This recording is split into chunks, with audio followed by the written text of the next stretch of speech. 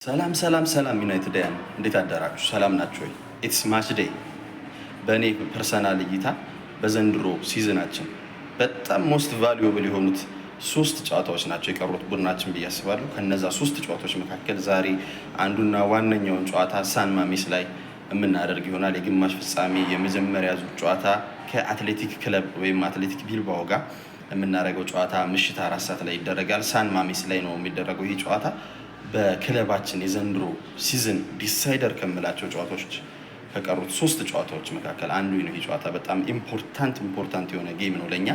የኮርተር ፋይናሉ ሰከንድ ሌግ የኦልድ ትራፎርድ ድራማና የክለባችን አልበገር ባይነት መንፈስ ዛሬም ከክለባችን ጋር ወደ ስፔን አብሮ አቅንቶታል ብዬ አስባለሁ። ፐርሰናሊ ለኛ ለቡድናችን ጥሩ ዜና የሚሆነው ምናልባት 2 ጥሩ ዜናዎች አሉ በእኔ ፐርሰናል እይታ። አንደኛው ዜና የሚሆነው የማቲያስ ድሊክት እና የአማድ ዲያሎ ወደ ቡድን መመለስ ነው። ምንም እንኳን ዛሬ ቋሚ ሆነው እንደማይጀምሩ ብናቅም ከተቀያሪ ወንበር ተነስተው ለቡድናችን ግልጋሎት መስጠታቸው በጣም ለኛ ፖዚቲቭ ነው። ለመልሱ ጨዋታ ደግሞ ስፔሻሊ ሻርፕ ነው ወደ ቲሙ ከተመለሱልን ለኛ በጣም ፖዚቲቭ ነገር ይሆናል።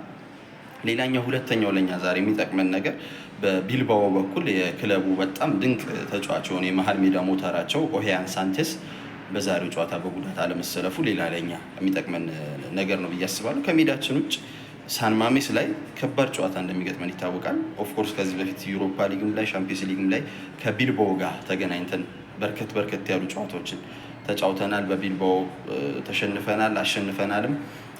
የስፔን ክለቦች ደግሞ ምን ያህል ኳስ ይዘው የሚጫወቱ ቡድኖች እንደሆኑ እናውቃለን። ይሄንን ፈተና ተቋቁሞ ቡድናችን ዛሬ አትሊስት አቻ ወጥቶ ወደ ኦልድ ትራፎርድ ከተመለሰ ለኛ ፖዚቲቭ ነገር ነው የሚሆነው።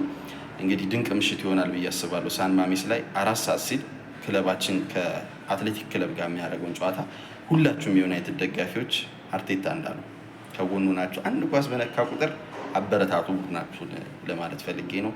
ድል ለታላቁና ለምንወደው ለምንጓጓለት ክለባችን ማን ዩናይትድ ይሁን። መልካም ጨዋታ እንዲሆንላችሁ ተመኘሁ።